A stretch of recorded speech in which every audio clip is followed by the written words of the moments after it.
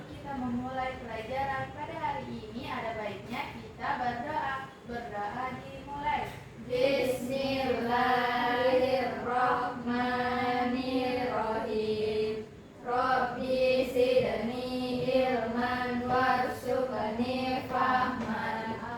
Amin. Ya Allah, tambahkanlah ilmuku dan berilah aku pemahaman yang baik. Amin. Oke, selanjutnya Ibu absen dulu ya. Siapa yang tidak hadir hari ini? Hari ini yang tidak hadir kembar, Ibu. Oh, kenapa kembar tidak hadir? Katanya pergi di bandara karena mau haji bapaknya. Oh, Masya Allah. Semoga dapat oleh-oleh. Amin. Oke, siapa yang pernah melihat tumbuhan di rumah? Saya. Oke, apa saja bagian-bagiannya? Daun, Ibu. Ada pohon, ada batangnya, Ibu. Oke, betul. Biasanya melihat tumbuhan apa di rumah? Bunga. Oh ya, mana lagi? Ada rumput-rumput liar, Ibu. Pohon jambu. Ada juga kedondong di rumah, Ibu. Oh, Masya Allah. Baik anak-anak, sebelum kita masuk ke materi, kita menyanyi dulu mengenai bagian tumbuhan.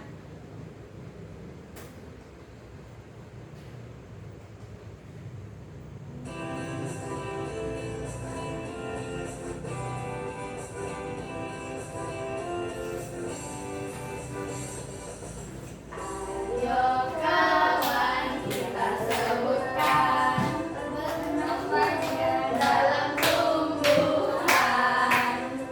Satu akar, kedua batang, ketiga daun, keempat bunga.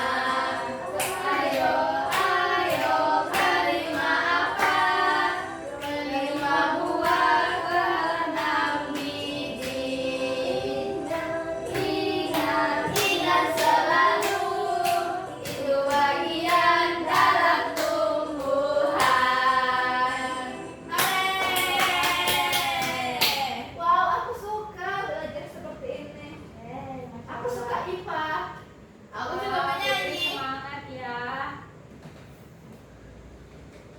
Nah, anak-anak, ada berapa bagian-bagian tumbuhan yang kita pelajari? Ada 5, Ibu.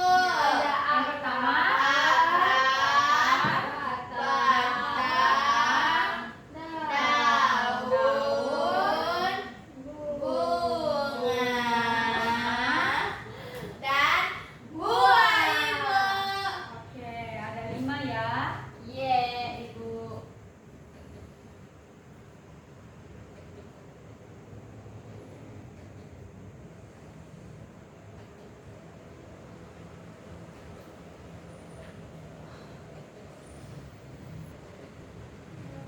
Nah, yang pertama ada akar.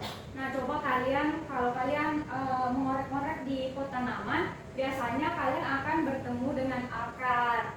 Bagian rahasia dari tumbuhan itu merupakan akar, karena akar itu terletak di bawah tanah dari tumbuhan.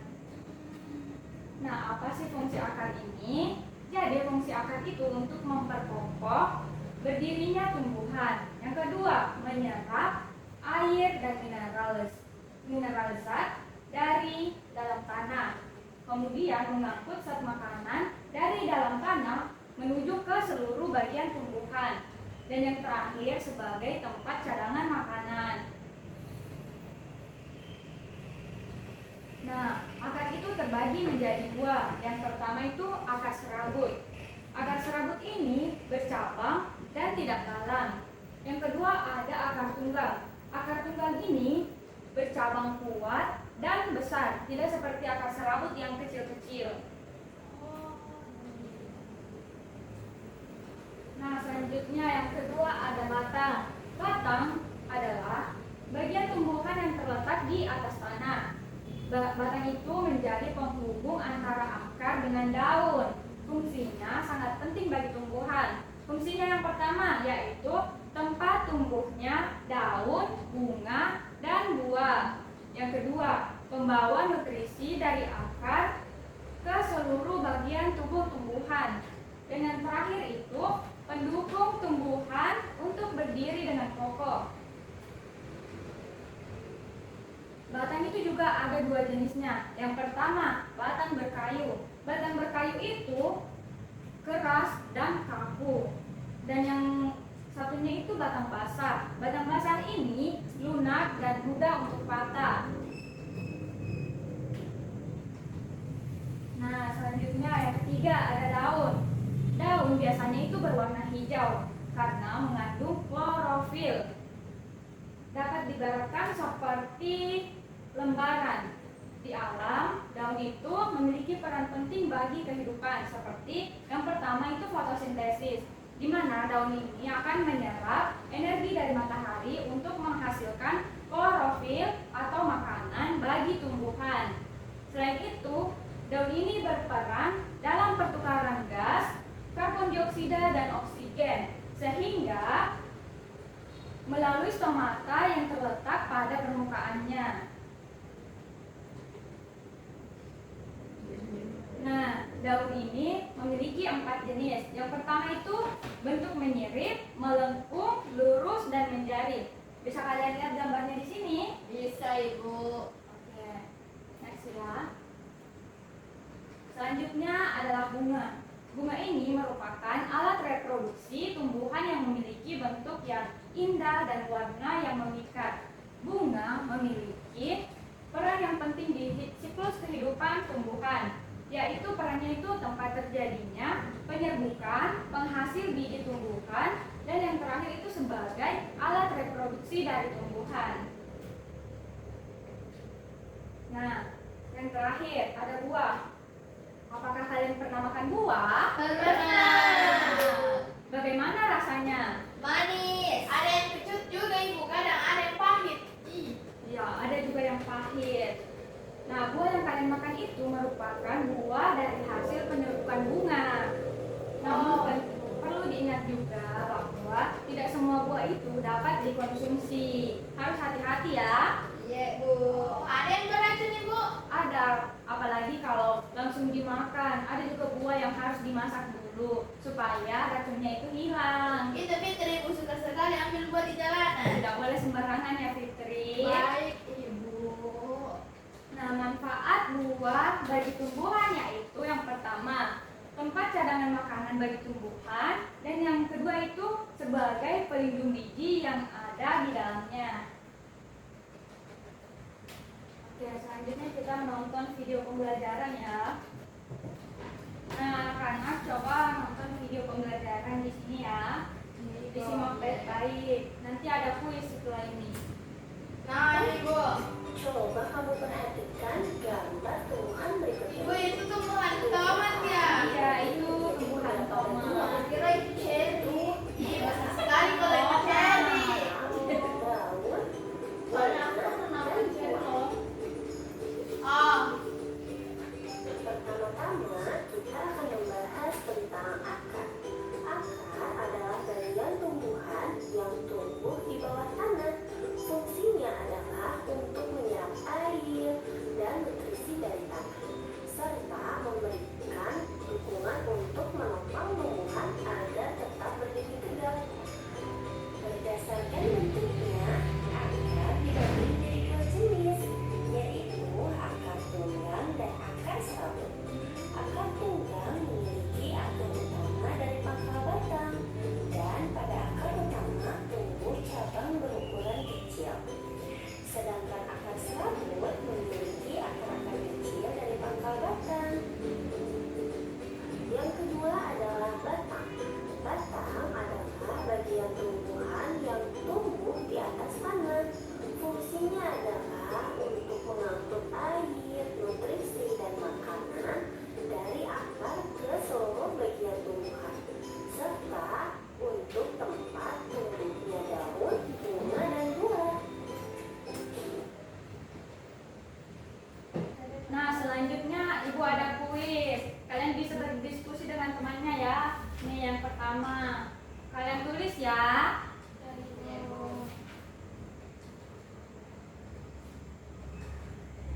sudah, Ibu. Oke, selanjutnya.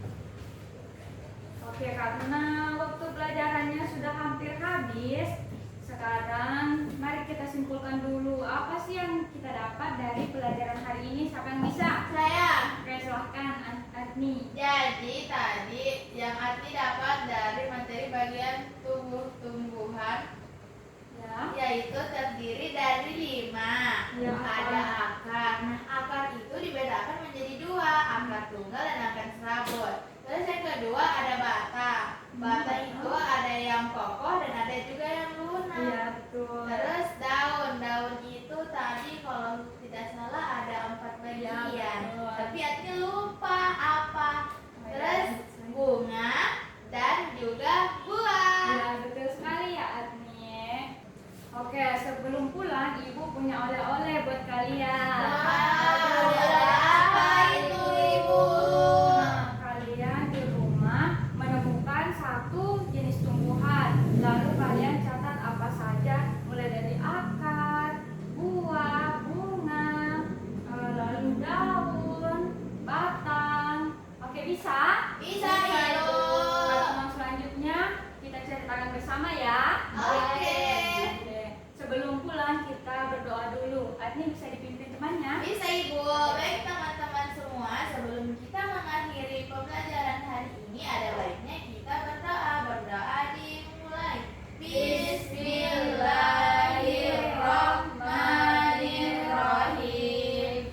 Wal asr. Innal insana lafi khusr. Illal ladzina amanu wa amilus solihati wa tawasau bil haqqi wa tawasau bis sabr. Amin. Oke, sekian pembelajaran dari Ibu hari ini. Ibu tutup dengan ucapan wassalamualaikum warahmatullahi wabarakatuh. Waalaikumsalam warahmatullahi wabarakatuh. Terima kasih, Ibu. Oke, sama-sama. Baik, Assalamualaikum warahmatullahi wabarakatuh. Perkenalkan, nama saya Indonesia Rahasia sebagai observer dari Saudari Anissa Kania Utami. Oke, jadi mengenai keterampilan menjelaskan dan variasi, Saudari Anissa sudah menggunakan bahasa yang sederhana dan mudah dipahami oleh siswa.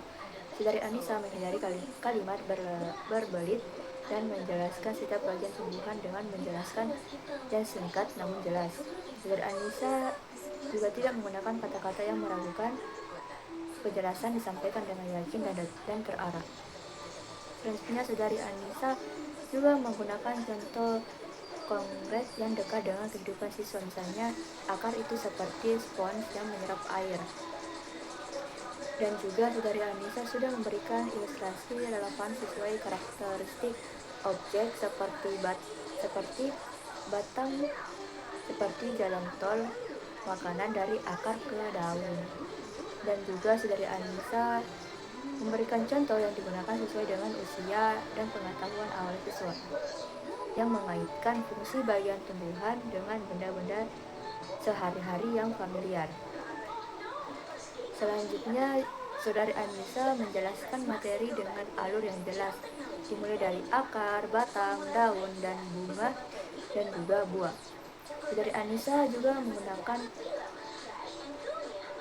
menampilkan slide PPT yang terstruktur sehingga butir materi terlihat sistematis dan mudah diikuti.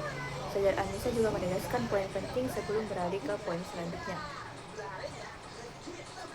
Kemudian Saudari Anissa juga memberikan variasi suara ketika menyebut konsep inti, misalnya meninggikan volume pada kata menyerap air atau membuat makanan. Saudari Anissa memberikan tekanan pada konsep penting melalui pengulangan kalimat seperti menggarisbawahi inti materi sebelum melanjutkannya.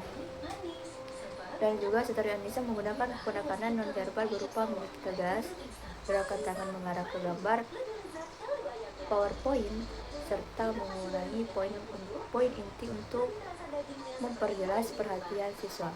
Selanjutnya, Saudari Anissa memberikan pertanyaan untuk mengecek pemahaman seperti kuis benar atau salah terkait fungsi bagian tumbuhan. Saudari Anissa juga memberikan balikan langsung setelah siswa menjawab, misalnya betul akar menyerap air, sehingga siswa mengetahui ketepatan jawabannya dan memahami konsep yang benar. Selanjutnya,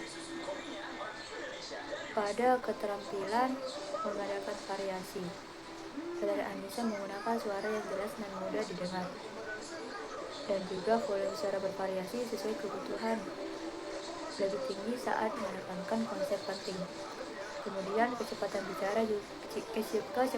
bicara juga stabil dan tidak terlalu cepat sehingga siswa mudah mengikutinya. Dan juga Saudari Anissa menyesuaikan mimik wajah dengan materi, misalnya menunjukkan ekspresi antusias saat penjelasan. Saudari Anissa menggunakan gerakan tangan untuk mengarahkan perhatian siswa pada gambar di PowerPoint sehingga penjelasan lebih bermakna. Selanjutnya, Saudari Anissa juga memberikan jeda hening sesaat sebelum perpindahan materi atau setelah memutar video. Kesenyapan membantu siswa fokus dari proses informasi. Pada kontak mata klasikal dilakukan saat awal penjelasan dan saat bertanya. Kontak pandangan individu dilakukan dengan melihat siswa bergantian ketika memeriksa pemahaman atau saat sesi tanya jawab. Itu juga sudah terpenuhi. Selanjutnya, Saudari Anissa juga bergerak dari tengah ke samping kelas saat menjelaskan slide sehingga perhatian siswa tetap terjaga. Dan juga Saudari Anissa hanya sesekali berhenti pada saat posisi ketika membutuhkan fokus penuh pada penjelasan inti. Selanjutnya, Saudari Anissa memberikan tekanan verbal dan menarik perhatian pada poin penting, misalnya perhatikan ini baik ya. Saudari Anissa juga memberikan syarat non-verbal seperti menunjukkan gambar atau mengangkat tangan untuk menandai konsep kunci. Selanjutnya, Saudari Anissa menggunakan PowerPoint berisi ilustrasi bagian tumbuhan dan menambahkan video singkat sebagai variasi media visual. Selanjutnya, Saudari Anissa juga menggunakan perubahan intonasi, jeda, penekanan suara, serta memanfaatkan suara dari video pembelajaran. Dan juga tidak menggunakan alat penggerak karena media utama hanya PPT dan video, namun variasi tetap ditunjukkan melalui interaksi tanya jawab dan manipulasi visual pada slide. Dan yang terakhir, Saudari Anissa sudah menggunakan variasi interaksi seperti tanya jawab klasikal, menjawab kuis bersama, memberikan kesempatan beberapa siswa menjawab secara individu. Hal ini membuat siswa aktif dan tidak pasif. Jadi secara keseluruhan, Saudari Anissa sudah memenuhi komponen-komponen yang terdapat pada keterampilan menjelaskan dan variasi. Itu saja dari saya. Wassalamualaikum warahmatullahi wabarakatuh.